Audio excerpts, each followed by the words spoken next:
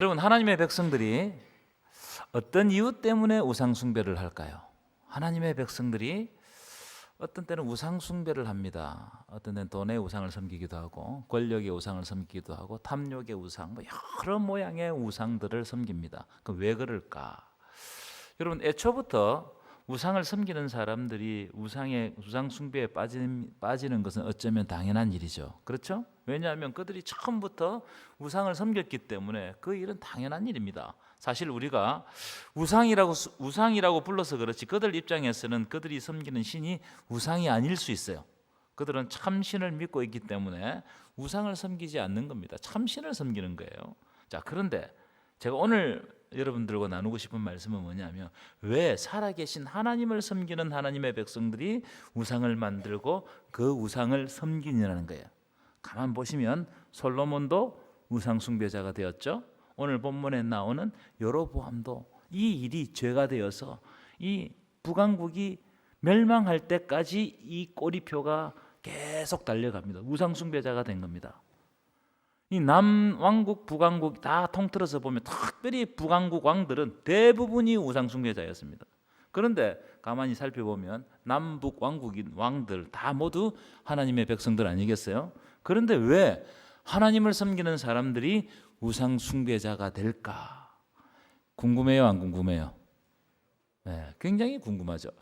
자, 제가 오늘 이 말씀을 어디하고 연결을 좀 시켜보려고 하냐면 출애굽기 34장에 나오는 아론의 금송아지 사건하고 좀 연결을 시켜보려고 합니다. 여러분, 아론은 어떤 사람이냐면 이 지도자 모세와 함께 하나님의 백성을 인도하는 아주 중요한 역할을 했던 사람입니다. 그렇죠? 그래서 모세에 이어서 제2인자라고 할 수 있습니다. 아론은 이 모세가 하나님께 콜링을 받습니다. 부름을 받습니다. 이 모세가 하나님께 콜링을 받았을 때 거절을 하는데 뭐 때문에 뭐라고 하면서 거절을 하느냐면 나는 입이 뻣뻣한 자입니다. 이렇게 이야기해요. 쉽게 이야기하면 무슨 말입니까? 나는 말을 잘 못합니다. 이래요.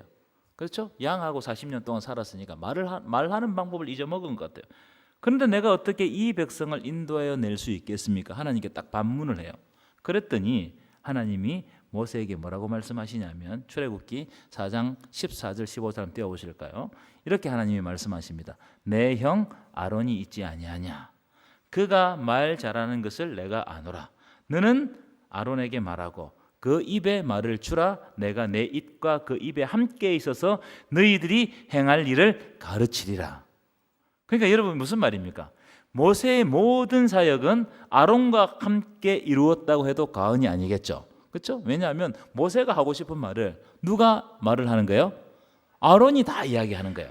그래서 모세가 바로를 만날 때도 누구를 통해서 만났어요? 아론과 함께 만나고, 열재앙을 내릴 때도 아론과 함께 열재앙을 내리고, 또 홍해를 건널 때도 아론과 함께 홍해를 건너는 거예요. 광야 40년 동안 이 아론과 함께 하지 않는 일들이 거의 없습니다. 자, 그런 그 아론이 출애굽기 32장에 가면 금송아지를 만든단 말이에요. 오늘 본문과 같이. 그럼 왜 아론이, 아주 위대한 지도자 제2인자 아론이 금송아지를 만들었을까? 오늘 본문과 연결시켜서 세 가지 주제를 가지고 여러분들과 말씀을 나누고자 합니다. 첫째, 아론은 금송아지를 보고 경험했기 때문에 이 금송아지를 만들었다고 볼 수 있습니다. 여러분, 왜 아론이 금송아지를 만들었는가? 애굽에서 아론이 금송아지를 본 적이 있었거든요. 경험한 적이 있었거든요. 그래서 탁 만드는 거예요. 자기 머릿속에 없는 것은 만들 수가 없습니다. 우상은 자기 머릿속에, 자기 탐욕 속에서 나오는 것이 우상이거든요. 자, 그림 한번 보여주실까요? 지금 보시는 그림은 실제 이집트 벽화에 남아있는 황소의 신 그림입니다. 황소의 신 그림이에요. 이 황소의 신 이름이 뭐냐 하면 아피스라고 해요. 아피스. 이 아피스라는 신은 아는 것처럼 풍요, 다산, 그리고 아주 강력한 생명을 상징하는 신입니다. 그러니까 한마디로 말하면 이 신은 잘 먹고 잘 살게 해주는 거예요. 애굽에서 잘 먹고 잘 살고 성공하게 해주는 신입니다. 그래서 애굽에서 잘 먹고 잘 살기 위해서는 뭘 섬겨야 돼요? 이 황소의 신을 섬겨야 되는 거예요. 자, 출애굽기 32장 볼까요? 32장 2절부터 보실 텐데 한번 읽어보겠습니다. 2절부터 시작. 아론이 그들에게 이르되 너희의 아내와 자녀의 귀에서 금고리를 빼어 내게로 가져오라. 모든 백성이 귀에서 금고리를 빼어 아론에게 가져가면, 이 금고리를 빼었다는 것은 가장 소중한 거, 가장 중요한 거, 이걸 빼었다는 거예요. 자, 4절입니다. 함께 읽겠습니다. 시작. 아론이 그들의 손에서 금고리를 받아 부어서 조각칼로 새겨 송아지 형상을 만들었다는 거예요. 4절 보시면 이 금고리를 받아서 부어서 조각칼로 새겼다는 겁니다. 이 무슨 말입니까? 아론이 애굽에서 보았던 황소의 신을 기억해서 의도적으로, 이게 우연히 만든 게 아니고 의도적으로 새겨서 만들었다는 것은 뭔가를 보고 새겨 만든 거예요. 그러니까 자기가 경험한 것을 기억해서 만들었다 이 말이에요. 자, 그럼 오늘 본문에 나오는 여로보암은 어땠을까? 여로보암. 자, 열왕기상 11장 40절 볼까요? 열왕기상 11장 40절 한번 띄워보실까요? 열왕기상 11장 40절 없습니까? 제가 안 띄워드렸나요? 열왕기상 11장 40절. 자, 여러분 성경을 찾아보십시오. 자, 제가 읽어드리겠습니다. 이러므로 솔로몬이 여로보암을 죽이려고 하며, 이 여로보암이 반역의 길을 드니까 솔로몬이 죽여버리려고 그랬어요. 이때 여로보암이 일어나 어디로 도망했다고요? 애굽으로 도망했다는. 애굽으로. 어디로 도망했다고요? 애굽으로. 애굽 왕 시삭에게 이르러 솔로몬이 죽기까지 어디에 있었다고요? 애굽에 있었다는 거예요. 그러면 지금 금송아지를 만들었다는 것은 애굽에서 뭘 보았다는 거예요? 금송아지를 섬기는 것을 본 거예요. 자기가 경험한 거예요. 눈으로 보고 경험했기 때문에 금송아지를 만들었다는 거예요. 여러분, 이 금송아지 신은 지금도 내려오고 있습니다. 지금도 세계 모든 정권 회사 앞에는 다 황소 형상이 있습니다. 여러분 아시나요? 제가 이거 한 서너 번 정도 내가 소개했던 것 같습니다. 자, 한번 보여주실까요? 지금 보시는 황소상, 왼쪽에 보시는 황소상은 여의도 한국금융투자협회 앞에 설치된 황소상입니다. 대신 정권 앞에도 큰 황소상이 있어요. 그걸 이제 지금 어디로 치웠다고 그래요. 오른쪽의 황소상은 금융의 메카, 미국의 월스트리트에 있는 황소상입니다. 세계 모든 정권가 앞에는 이 황소상이 대하 세워져 있어요. 일본, 독일 다 마찬가지입니다. 왜 황소상을 세웠을까요? 황소는 뭘 상징한다고요? 부를 상징하는 거예요. 부를. 잘 먹고 잘 사는 것이 바로 황소의 신입니다. 아론도 왜 금송아지를 만들었느냐? 부를 상징하는 이 소를 만들어 놓고 이걸 뭐라고 했다고요? 하나님이라고 선언했어요. 왜냐하면 애굽에서 자기가 보고 배운 게 있거든요. 봤단 말이에요. 그러니까 우상은요, 인간이 만드는데 인간의 탐욕으로부터 탁 출발하는 거예요. 그래서 여러분, 보고 경험한 것이 굉장히 무섭습니다. 보고 경험하는 것이 너무너무 중요한 겁니다. 저는 우리나라의 상황들, 문화들을 굉장히 우려스럽게 보고 있어요. 많은 사람들이 무속의 영향을 받고 있다고 생각합니다. 저는. 왜냐하면 요즘 여러 가지 미디어를 통해 가지고 계속해서 백성들에게, 국민들에게 무속을 접하게 막 하고 있습니다. 요즘 더 그래요. 저는 이 현상을 굉장히 심각하게 봅니다. 여러분 TV 한번 보십시오. 예능, 드라마 이런 보시면요, 무당, 점 치는 거, 운명 보는 거, 타로, 그 외에도 환생, 전생, 영혼 체인지, 뭐 이런 내용들이 많이 나옵니까? 안 나옵니까? 굉장히 많습니다. 요즘 들어 더 많아졌어요. 근데 여러분, 그리스도인들이 이것을 비판적으로 보지 않고 그냥 문화라고 해서 무비판적으로 받아들이면 우리가 경험한 것이 결국 우리의 삶 가운데 우상이 되고 우리는 그 우상을 믿게 되는 거예요. 보고 배운 게 달라요. 아론이 애굽에서 본 것을 금송아지로 만드는 겁니다. 여로보암이 애굽에서 본 것을 만드는 거예요. 자, 그러면 그리스도인들은, 우리 현대 그리스도인들을 다룰까? 제가 기사를 하나 찾았는데 한번 보여주실까요? 지금 이 기사는 기독 청년들에게 설문조사를 했습니다. 설문조사를 했는데 우리나라 기독 청년들 2명 중에 1명이 무당을 찾아갔거나 점을 받거나 타로점을 했거나 운명을 알아보기 위해서 사주를 받거나 2명 중에 1명, 50.3%가 그렇게 했다는 거예요. 그럼 어른들은 안 그럴까요? 우리나라 크리스찬의 인구 23.3%가 한 번씩 다 갔다 왔다는 겁니다. 심각해요, 여러분.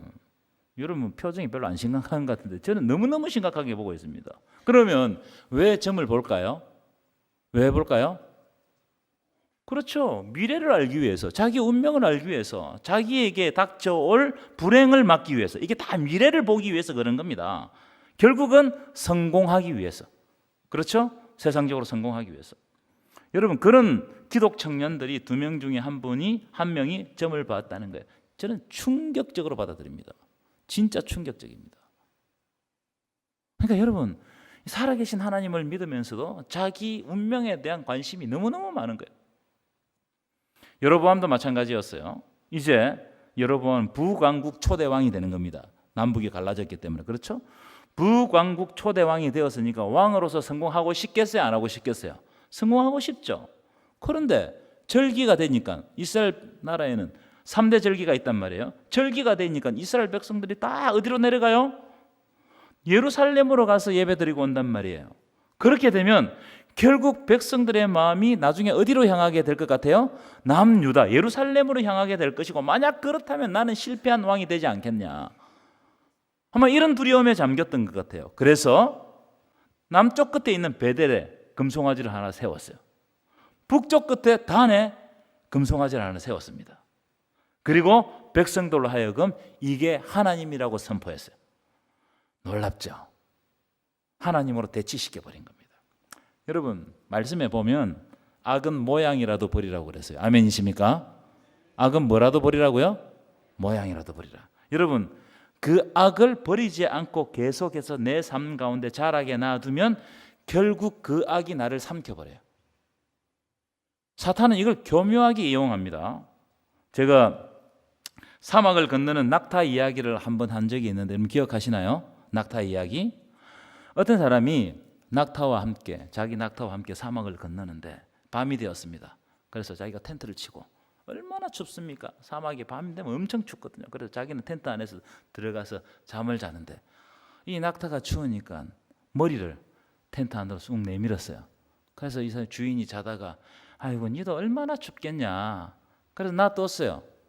조금 있으니 뭐가 들어오고? 앞발이 들어오고, 조금 있으니 뒷발이 들어오고, 엉덩이가 들어오고, 결국 어떻게 되었다고요? 주인은 밖에서 나와서 들들 떨고 앉아있고 낙타가 텐트의 주인이 되어버렸어요. 이렇게 되는 겁니다.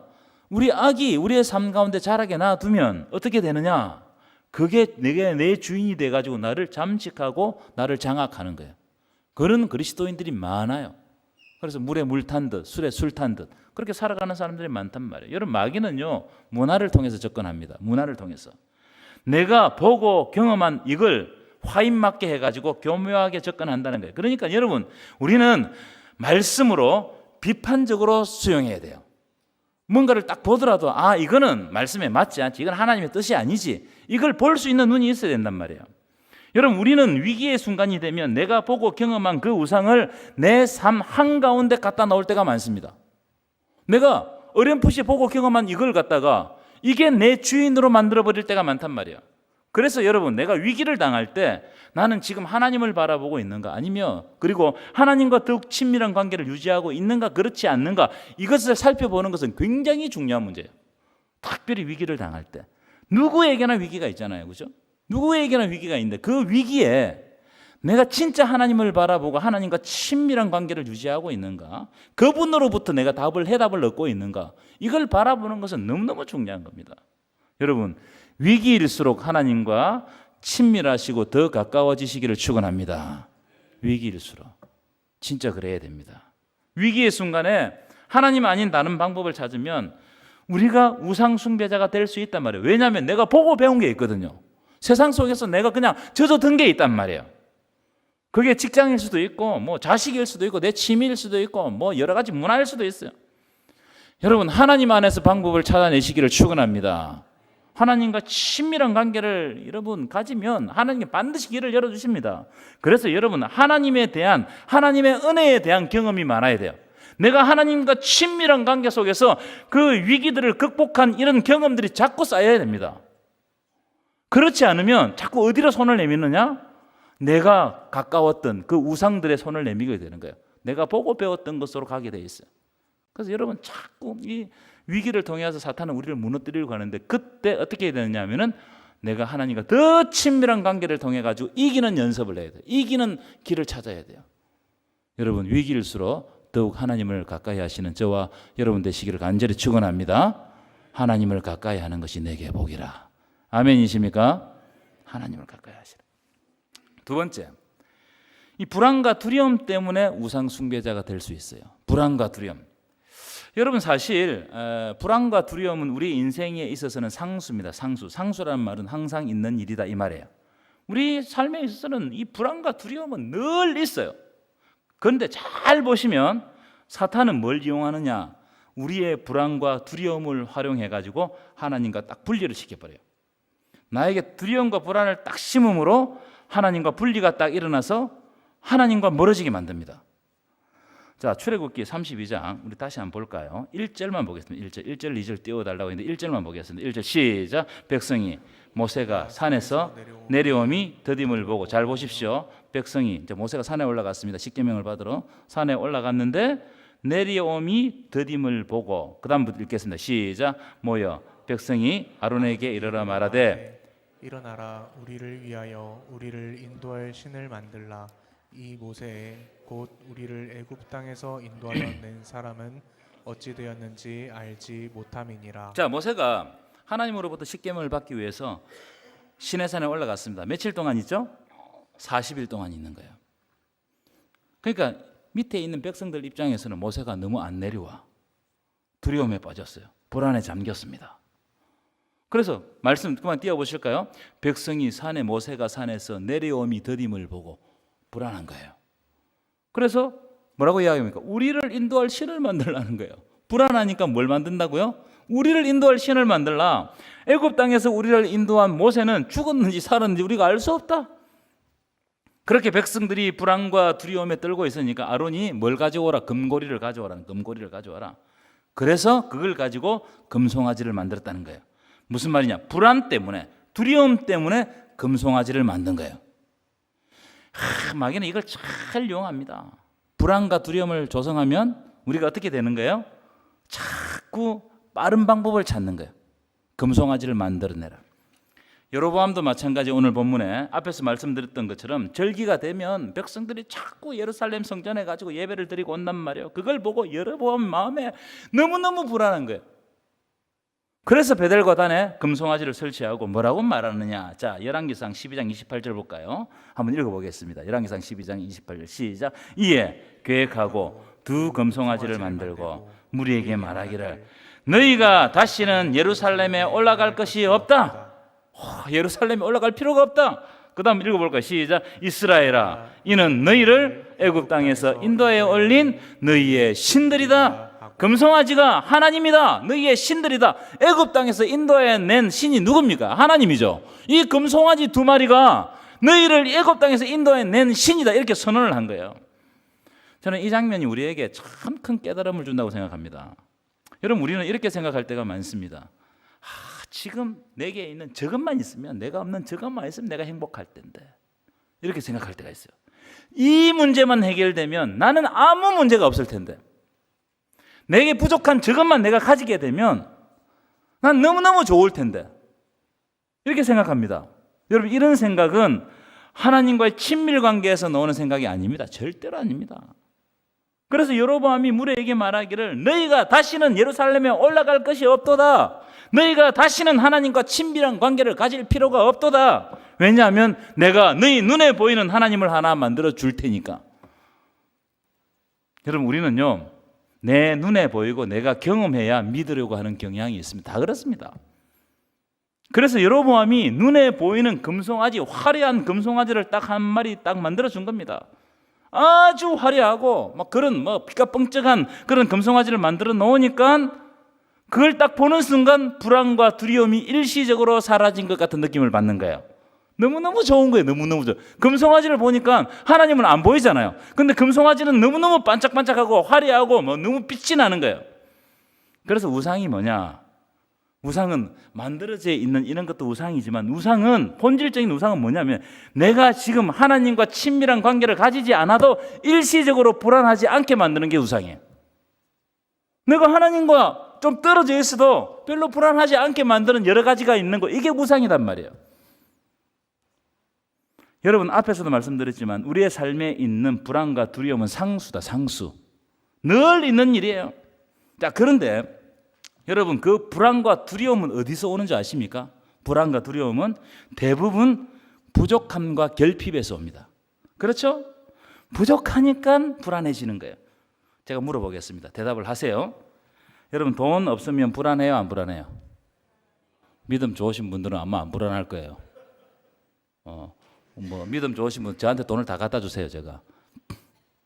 건강이 안 좋으면 불안해요, 안 불안해요? 불안합니다. 직장에서 실직을 하거나 취직을 못하면 불안해요, 안 불안해요? 불안하죠. 자녀들이 나이가 많이 드는데도 결혼을 못하면 불안해요, 안 불안해요? 불안하죠. 그래서 우리는 어떤 착각을 하고 있냐면 이런 착각을 합니다. 나한테 결핍이 있고 부족함이 있으면 불안이 찾아온다고 생각해요. 그래서 되도록이면 많이 가지려고 합니다. 내 수중에 뭔가를 많이 이렇게 저장하려고 그래요. 자, 그런데요, 풍족하면 불안이 없어질까요? 제가 물어보는 거예요. 풍족하면 불안이 없어질까요? 풍족한 사람들 중에서도 불안한 사람들이 너무너무 많아요. 우리가 옛날보다 더 많이 풍족해졌죠? 그런데 신경증은 더 많아졌어요. 우울증은 더 많아졌어요. 공황장애 더 많아졌어요. 풍족하다고 그 불안함이 없어지는 게 아닙니다. 여러분, 불안과 두려움은 마귀가 사용하는 방법이거든요.